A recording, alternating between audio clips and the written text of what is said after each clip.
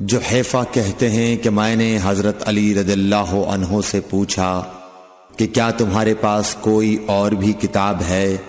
انہوں نے فرمایا کہ نہیں مگر اللہ کی کتاب قرآن ہے، یا پھر فہم ہے جو وہ ایک مسلمان کو عطا کرتا ہے، یا پھر جو کچھ صحیفے میں ہے۔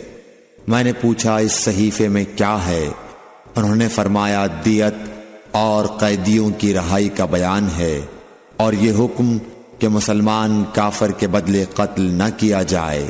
قبیلہ خزاعہ کے کسی شخص نے بنو لیس کے کسی آدمی کو اپنے مقتول کے بدلے میں مار دیا تھا۔ یہ فتح مکہ والے سال کی بات ہے۔ رسول اللہ صلی اللہ علیہ وسلم کو یہ خبر دی گئی۔ آپ نے اپنی اونٹنی پر سوار ہو کر خطبہ پڑھا اور فرمایا کہ اللہ نے مکے سے قتل یا ہاتھی کو روک لیا۔ امام بخاری رحمۃ اللہ علیہ فرماتے ہیں اس لفظ کو شک کے ساتھ سمجھو۔ ایسا ہی ابو نعیم وغیرہ نے القتل اور الفیل کہا ہے۔ ان کے علاوہ دوسرے لوگ الفیل کہتے ہیں۔ پھر رسول اللہ صلی اللہ علیہ وسلم نے فرمایا کہ اللہ نے ان پر اپنے رسول اور مسلمانوں کو غالب کر دیا، اور سمجھ لو کہ وہ مکہ کسی کے لیے حلال نہیں ہوا، نہ مجھ سے پہلے اور نہ آئندہ کبھی ہوگا، اور میرے لیے بھی صرف دن کے تھوڑے سے حصے کے لیے حلال کر دیا گیا تھا۔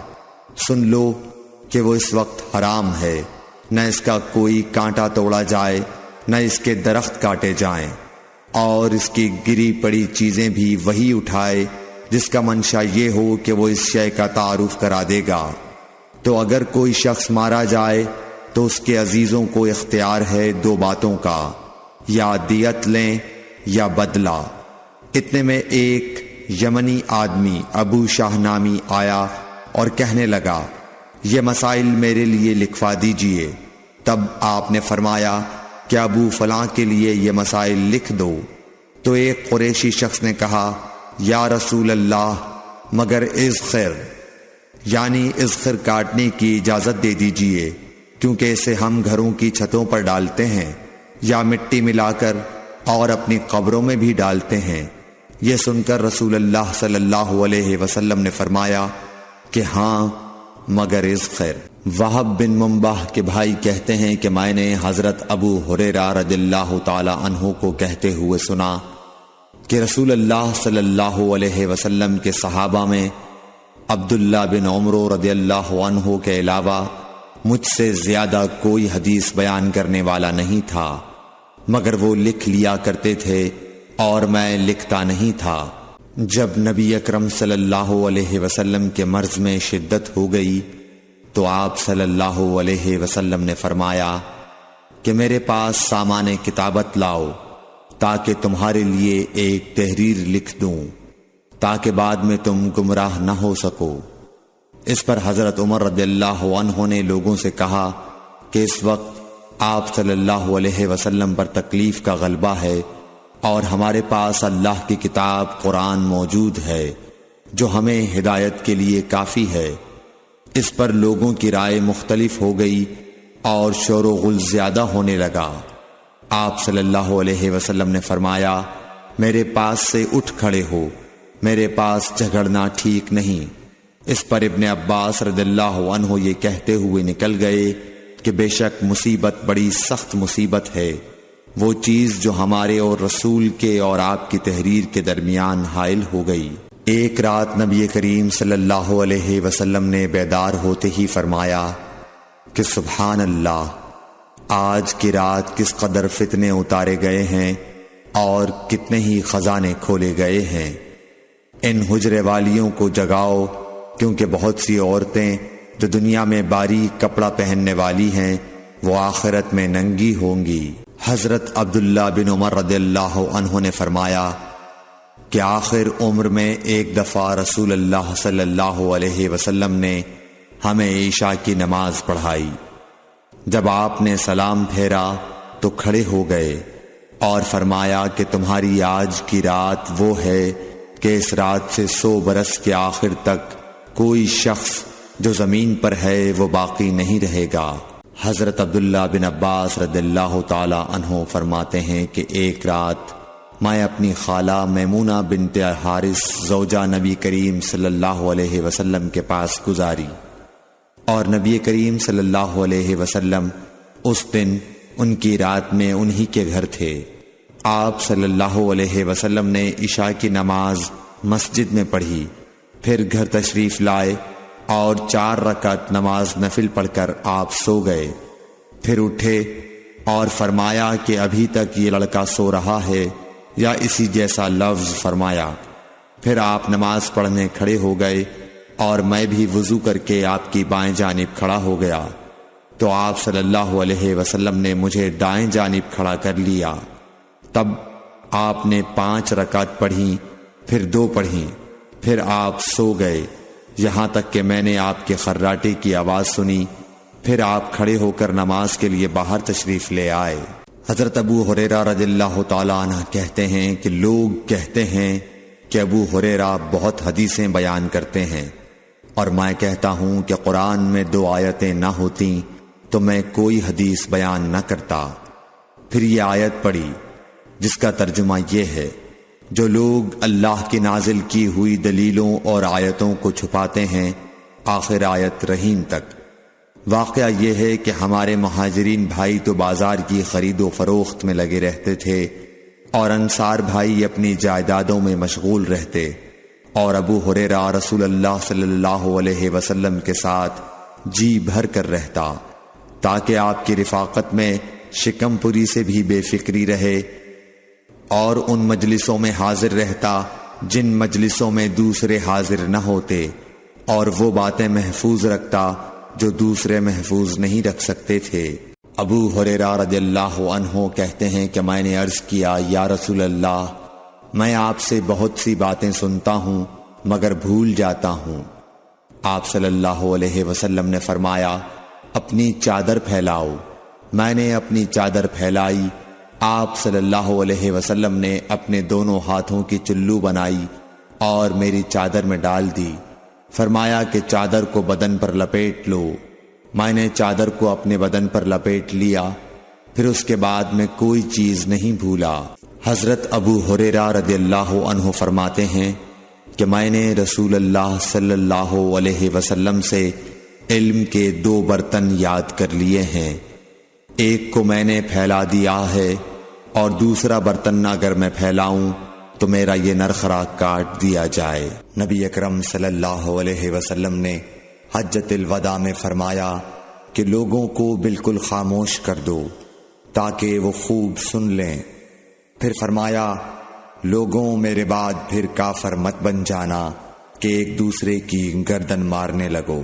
رسول اللہ صلی اللہ علیہ وسلم نے فرمایا کہ ایک روز موسیٰ علیہ السلام نے کھڑے ہو کر بنی اسرائیل میں خطبہ دیا، تو آپ سے پوچھا گیا کہ لوگوں میں سب سے زیادہ صاحب علم کون ہے؟ انہوں نے فرمایا کہ میں ہوں۔ اس وجہ سے اللہ کا غصہ ان پر ہوا کہ انہوں نے علم کو خدا کے حوالے کیوں نہ کر دیا۔ تب اللہ نے ان کی طرف وحی بھیجی کہ میرے بندوں میں سے ایک بندہ دریاؤں کے سنگم پر ہے، جہاں فارس اور روم کے سمندر ملتے ہیں، وہ تجھ سے زیادہ عالم ہے۔ موسیٰ علیہ السلام نے کہا کہ اے پروردگار، میری ان سے ملاقات کیسے ہو؟ حکم ہوا کہ ایک مچھلی زنبیل میں رکھ لو، پھر جہاں تم اس مچھلی کو گم کر دو گے تو وہ بندہ تمہیں وہیں ملے گا۔ تب موسیٰ علیہ السلام چلے اور ساتھ اپنے خادم یوشع بن نون کو لے لیا، اور انہوں نے زنبیل میں مچھلی رکھ لی۔ جب ایک پتھر کے پاس پہنچے، دونوں اپنے سر اس پر رکھ کر سو گئے، اور مچھلی زنبیل سے نکل کر دریا میں اپنی راہ بناتی چلی گئی۔ اور یہ بات موسیٰ علیہ السلام اور ان کے ساتھی کے لیے بے حد تعجب کی تھی۔ پھر دونوں باقی رات اور دن میں جتنا وقت باقی تھا چلتے رہے۔ جب صبح ہوئی، موسیٰ علیہ السلام نے خادم سے کہا، ہمارا ناشتہ لاؤ، اس سفر میں ہم نے کافی تکلیف اٹھائی ہے۔ اور موسیٰ علیہ السلام بالکل نہیں تھکے تھے، مگر جب اس جگہ سے آگے نکل گئے جہاں تک انہیں جانے کا حکم ملا تھا، تب ان کے خادم نے کہا کہ کیا آپ نے دیکھا تھا کہ جب ہم صخرہ کے پاس ٹھہرے تھے تو میں مچھلی کا ذکر بھول گیا۔ بقول بعض صخرہ کے نیچے آب حیات تھا، وہ اس مچھلی پر پڑا اور وہ زندہ ہو کر بقدرت الہی دریا میں چل دی۔ یہ سن کر موسیٰ علیہ السلام بولے کہ یہ ہی وہ جگہ ہے جس کی ہمیں تلاش تھی، تو وہ پچھلے پاؤں واپس ہو گئے۔ جب پتھر تک پہنچے تو دیکھا کہ ایک شخص کپڑا اوڑھے ہوئے موجود ہے۔ موسیٰ علیہ السلام نے انہیں سلام کیا۔ خضر نے کہا کہ تمہاری سرزمین میں سلام کہاں؟ پھر موسیٰ علیہ السلام نے کہا کہ میں موسیٰ ہوں۔ خضر بولے کہ بنی اسرائیل کے موسیٰ؟ انہوں نے جواب دیا ہاں۔ پھر کہا کہ کیا میں آپ کے ساتھ چل سکتا ہوں تاکہ آپ مجھے ہدایت کی وہ باتیں بتلاؤ جو اللہ نے خاص آپ ہی کو سکھلائی ہیں۔ خضر بولے کہ تم میرے ساتھ صبر نہیں کر سکو گے۔ اے موسیٰ، مجھے اللہ نے ایسا علم دیا ہے جسے تم نہیں جانتے، اور تم کو جو علم دیا ہے اسے میں نہیں جانتا۔ اس پر موسیٰ علیہ السلام نے کہا کہ خدا نے چاہا تو آپ مجھے صابر پاؤ گے، اور میں کسی بات میں آپ کی نافرمانی نہیں کروں گا۔ پھر دونوں دریا کے کنارے کنارے پیدل چلے۔ ان کے پاس کوئی کشتی نہ تھی کہ ایک کشتی ان کے سامنے سے گزری تو کشتی والوں سے انہوں نے کہا کہ ہمیں بٹھا لو۔ خضر کو انہوں نے پہچان لیا اور بغیر کرائے کے سوار کر لیا۔ اتنے میں ایک چڑیا آئی اور کشتی کے کنارے پر بیٹھ گئی۔ پھر سمندر میں اس نے ایک یا دو چونچیں ماری۔ اسے دیکھ کر خضر بولے کہ اے موسیٰ، میرے اور تمہارے علم نے اللہ کے علم میں سے اتنا ہی کم کیا ہوگا جتنا اس چڑیا نے سمندر کے پانی سے۔ پھر خضر نے کشتی کے تختوں میں سے ایک تختہ نکال ڈالا۔ موسیٰ علیہ السلام نے کہا کہ ان لوگوں نے تو ہمیں کرایہ لیے بغیر مفت میں سوار کیا، اور آپ نے ان کی کشتی کی لکڑی اکھاڑ ڈالی تاکہ یہ ڈوب جائیں۔ خضر بولے کہ کیا میں نے نہیں کہا تھا کہ تم میرے ساتھ صبر نہیں کر سکو گے؟ اس پر موسیٰ علیہ السلام نے جواب دیا کہ بھول پر میری گرفت نہ کرو۔ موسیٰ علیہ السلام نے بھول کر یہ پہلا اعتراض کیا تھا۔ پھر دونوں چلے۔ کشتی سے اتر کر ایک لڑکا بچوں کے ساتھ کھیل رہا تھا۔ خضر نے اوپر سے اس کا سر پکڑ کر ہاتھ سے اسے الگ کر دیا۔ موسیٰ علیہ السلام بول پڑے، کیا آپ نے ایک بے گناہ بچے کو بغیر کسی جانی حق کے مار ڈالا؟ غضب ہو گیا۔ خضر بولے کہ میں نے تم سے نہیں کہا تھا کہ تم میرے ساتھ صبر نہیں کر سکو گے؟ ابن عیینہ کہتے ہیں کہ اس کلام میں پہلے سے زیادہ تاکید ہے، کیونکہ پہلے کلام میں لفظ لکا نہیں کہا تھا، اس میں لکا زائد کیا، جس سے تاکید ظاہر ہے۔ پھر دونوں چلتے رہے، حتیٰ کہ ایک گاؤں والوں کے پاس آئے، ان سے کھانا لینا چاہا۔ انہوں نے کھانا کھلانے سے انکار کر دیا۔ انہوں نے وہیں دیکھا کہ ایک دیوار اسی گاؤں میں گرنے کے قریب تھی۔ خضر نے اپنے ہاتھ کے اشارے سے اسے سیدھا کر دیا۔ موسیٰ علیہ السلام بول اٹھے کہ اگر آپ چاہتے تو گاؤں والوں سے اس کام کی مزدوری لے سکتے تھے۔ خضر نے کہا کہ بس اب ہم اور تم میں جدائی کا وقت آ گیا ہے۔ جناب محبوب کبریا رسول اللہ صلی اللہ علیہ وسلم فرماتے ہیں کہ اللہ موسیٰ علیہ السلام پر رحم کرے۔ ہماری تمنا تھی کہ موسیٰ علیہ السلام کچھ دیر اور صبر کرتے تو مزید واقعات ان دونوں کے بیان کیے جاتے اور ہمارے سامنے روشنی میں آتے، مگر حضرت موسیٰ علیہ السلام کی عجلت نے اس علم لدنی کے سلسلے کو جلد ہی منقطع کرا دیا۔ ایک شخص رسول اللہ صلی اللہ علیہ وسلم کی خدمت اقدس میں حاضر ہوا اور اس نے عرض کیا، یا رسول اللہ، اللہ کی راہ میں لڑائی کی کیا صورت ہے؟ کیونکہ ہم میں سے کوئی غصے کی وجہ سے اور کوئی غیرت کی وجہ سے جنگ کرتا ہے۔ تو آپ صلی اللہ علیہ وسلم نے اس کی طرف سر اٹھایا، اور سر اس لیے اٹھایا کہ پوچھنے والا کھڑا ہوا تھا۔ پھر آپ صلی اللہ علیہ وسلم نے فرمایا، جو اللہ کے کلمے کو سر بلند کرنے کے لیے لڑے وہ اللہ کی راہ میں لڑتا ہے۔ رسول اللہ صلی اللہ علیہ وآلہ وسلم سے رمی کے وقت پوچھا جا رہا تھا تو ایک شخص نے عرض کیا، یا رسول اللہ، میں نے رمی سے قبل قربانی کر لی۔ آپ صلی اللہ علیہ وسلم نے فرمایا، اب رمی کر لو، کچھ حرج نہیں ہوا۔ دوسرے نے کہا، یا رسول اللہ، میں نے قربانی سے پہلے سر مڈا لیا۔ آپ صلی اللہ علیہ وسلم نے فرمایا، اب قربانی کر لو، کچھ حرج نہیں۔ اس وقت جس چیز کے بارے میں جو آگے پیچھے ہو گئی تھی آپ سے پوچھا گیا، آپ صلی اللہ علیہ وسلم نے یہی جواب دیا، اب کر لو، کچھ حرج نہیں۔ حضرت عبداللہ بن مسعود رضی اللہ تعالی عنہ کہتے ہیں کہ ایک مرتبہ میں رسول کریم صلی اللہ علیہ وسلم کے ساتھ مدینے کے کھنڈرات میں چل رہا تھا اور آپ کھجور کی چھڑی پر سہارا دے کر چل رہے تھے، تو کچھ یہودیوں کا ادھر سے گزر ہوا۔ ان میں سے ایک نے دوسرے سے کہا کہ آپ سے روح کے بارے میں کچھ پوچھو۔ ان میں سے کسی نے کہا مت پوچھو، ایسا نہ ہو کہ وہ کوئی ایسی بات کہہ دیں جو تمہیں ناگوار ہو۔ مگر ان میں سے بعض نے کہا کہ ہم ضرور پوچھیں گے۔ پھر ایک شخص نے کھڑے ہو کر کہا، اے ابو القاسم، روح کیا چیز ہے؟ آپ نے خاموشی اختیار فرمائی۔ میں نے دل میں کہا کہ آپ پر وحی آ رہی ہے، اس لیے میں کھڑا ہو گیا۔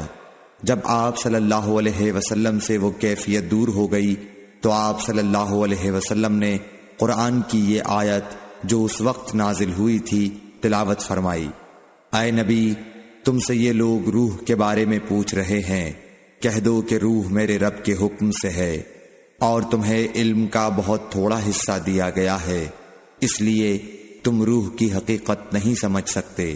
رسول اللہ صلی اللہ علیہ وآلہ وسلم نے ارشاد فرمایا کہ اے عائشہ، اگر تیری قوم دور جاہلیت کے ساتھ قریب نہ ہوتی بلکہ پرانی ہو گئی ہوتی، ابن زبیر نے کہا یعنی زمانہ کفر کے ساتھ قریب نہ ہوتی، تو میں کعبے کو توڑ دیتا اور اس کے لیے 2 دروازے بنا دیتا، ایک دروازے سے لوگ داخل ہوتے اور دوسرے دروازے سے باہر نکلتے۔ حضرت علی رضی اللہ عنہ کا ارشاد ہے کہ لوگوں سے وہ باتیں کرو جنہیں وہ پہچانتے ہوں۔ کیا تمہیں یہ پسند ہے کہ لوگ اللہ اور اس کے رسول کو جھٹلا دیں؟ ایک مرتبہ حضرت معاذ بن جبل رسول اللہ صلی اللہ علیہ وسلم کے پیچھے سواری پر سوار تھے۔ آپ نے فرمایا، اے معاذ، میں نے عرض کیا حاضر ہوں یا رسول اللہ۔ آپ صلی اللہ علیہ وسلم نے دوبارہ فرمایا، اے معاذ، میں نے عرض کیا حاضر ہوں اے اللہ کے رسول۔ آپ صلی اللہ علیہ وسلم نے 12 فرمایا، اے معاذ، میں نے عرض کیا حاضر ہوں اے اللہ کے رسول۔ 3 بار ایسا ہوا۔ اس کے بعد آپ صلی اللہ علیہ وسلم نے فرمایا کہ جو شخص سچے دل سے اس بات کی گواہی دے کہ اللہ کے سوا کوئی معبود نہیں ہے اور محمد صلی اللہ علیہ وسلم اللہ کے سچے رسول ہیں، اللہ تعالی اس کو دوزخ کی آگ پر حرام کر دیتا ہے۔ میں نے کہا یا رسول اللہ، کیا اس بات سے لوگوں کو باخبر نہ کر دوں تاکہ وہ خوش ہو جائیں؟ آپ صلی اللہ علیہ وسلم نے فرمایا، اگر تم یہ خبر سناؤ گے تو لوگ اس پر بھروسہ کر بیٹھیں گے اور عمل چھوڑ دیں گے۔ رسول کریم صلی اللہ علیہ وسلم نے ایک روز معاذ رضی اللہ عنہ سے فرمایا کہ جو شخص اللہ سے اس کیفیت کے ساتھ ملاقات کرے کہ اس نے اللہ کے ساتھ کسی کو شریک نہ کیا ہو، وہ یقیناً جنت میں داخل ہوگا۔ معاذ بولے، یا رسول اللہ، کیا میں اس بات کی لوگوں کو بشارت نہ سنا دوں؟ آپ صلی اللہ علیہ وسلم نے فرمایا، نہیں، مجھے خوف ہے کہ لوگ اس پر بھروسہ کر بیٹھیں گے۔ ام سلیم نامی ایک عورت رسول کریم صلی اللہ علیہ وسلم کی خدمت اقدس میں حاضر ہوئیں اور عرض کیا کہ یا رسول اللہ، اللہ تعالی حق بات بیان کرنے سے نہیں شرماتا، اس لیے میں پوچھتی ہوں کہ کیا احتلام سے عورت پر بھی غسل ضروری ہے؟ آپ صلی اللہ علیہ وسلم نے فرمایا کہ ہاں، جب عورت پانی دیکھ لے یعنی کپڑے وغیرہ پر منی کا اثر معلوم ہو۔ تو یہ سن کر حضرت ام سلمہ رضی اللہ عنہا نے شرم کی وجہ سے اپنا چہرہ چھپا لیا اور کہا، یا رسول اللہ، کیا عورت کو بھی احتلام ہوتا ہے؟ آپ نے فرمایا، ہاں، تیرے ہاتھ خاک آلود ہوں، پھر کیوں اس کا بچہ اس کی صورت کے مشابہ ہوتا ہے، یعنی یہی اس کے احتلام کا ثبوت ہے۔ رسول اللہ صلی اللہ علیہ وسلم نے ایک مرتبہ فرمایا کہ درختوں میں سے ایک درخت ایسا ہے جس کے پتے کبھی نہیں جھڑتے، اور اس کی مثال مسلمان جیسی ہے۔ مجھے بتلاؤ وہ کیا درخت ہے؟ تو لوگ جنگلی درختوں کی سوچ میں پڑ گئے، اور عبداللہ بن عمر کے دل میں آیا کہ میں بتلا دوں کہ وہ کھجور کا پیڑ ہے۔ عبداللہ کہتے ہیں کہ پھر مجھے شرم آ گئی اور میں چپ ہی رہا۔ تب لوگوں نے عرض کیا، یا رسول اللہ، آپ ہی خود اس کے بارے میں بتلائیے۔ آپ نے فرمایا، وہ کھجور ہے۔ عبداللہ کہتے ہیں کہ میرے جی میں جو بات تھی وہ اپنے والد حضرت عمر رضی اللہ عنہ کو بتلائی۔ وہ کہنے لگے کہ اگر تو اس وقت کہہ دیتا تو میرے لیے ایسے ایسے قیمتی سرمایے سے زیادہ محبوب ہوتا۔ حضرت علی رضی اللہ تعالی عنہ سے روایت ہے کہ میں ایسا شخص تھا جسے جریان مزی کی شکایت تھی، تو میں نے اپنے شاگرد مقداد کو حکم دیا کہ وہ رسول اللہ صلی اللہ علیہ وسلم سے دریافت کریں، تو انہوں نے آپ صلی اللہ علیہ وسلم سے اس بارے میں پوچھا۔ آپ صلی اللہ علیہ وسلم نے فرمایا کہ اس مرض میں غسل نہیں ہے، ہاں وضو فرض ہے۔ ایک آدمی نے مسجد میں کھڑے ہو کر عرض کیا، یا رسول اللہ، آپ ہمیں کس جگہ سے احرام باندھنے کا حکم دیتے ہیں؟ تو رسول اللہ صلی اللہ علیہ وسلم نے فرمایا، مدینے والے ذوالحلیفہ سے احرام باندھیں، اور اہل شام جحفہ سے، اور نجد والے قرن منازل سے۔ ابن عمر نے فرمایا کہ لوگوں کا خیال ہے کہ رسول اللہ صلی اللہ علیہ وسلم نے فرمایا کہ یمن والے یلملم سے احرام باندھیں، اور ابن عمر کہا کرتے تھے کہ مجھے یہ آخری جملہ رسول اللہ صلی اللہ علیہ وسلم سے یاد نہیں۔ ایک شخص نے آپ صلی اللہ علیہ وسلم سے پوچھا کہ احرام باندھنے والے کو کیا پہننا چاہیے؟ آپ صلی اللہ علیہ وسلم نے فرمایا کہ نہ قمیص پہنے، نہ صافہ باندھے، اور نہ پجامہ، اور نہ کوئی سرپوش اوڑھے، اور نہ کوئی زعفران اور ورس سے رنگا ہوا کپڑا پہنے، اور اگر جوتے نہ ملیں تو موزے پہن لے، اور انہیں اس طرح کاٹ دے کہ ٹخنوں سے نیچے ہو جائیں۔